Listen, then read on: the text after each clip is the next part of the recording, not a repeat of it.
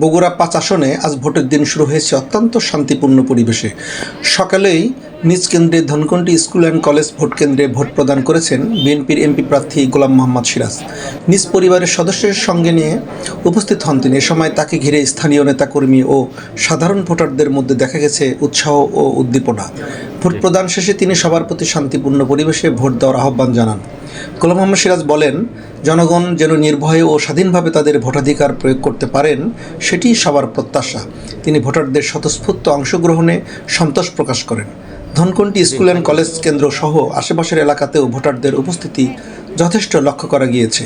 আইনশৃঙ্খলা বাহিনীর সদস্যরা কেন্দ্রে যথাযথ দায়িত্ব পালন করছেন। বগুড়া ৫ আসনের শান্তিপূর্ণ ভোট গ্রহণ অব্যাহত থাকবে, এমনটাই সবার প্রত্যাশা। জাকির হোসেন রনি, জেলা প্রতিনিধি, দৈনিক ক্রাইম ডায়েরি, বগুড়া।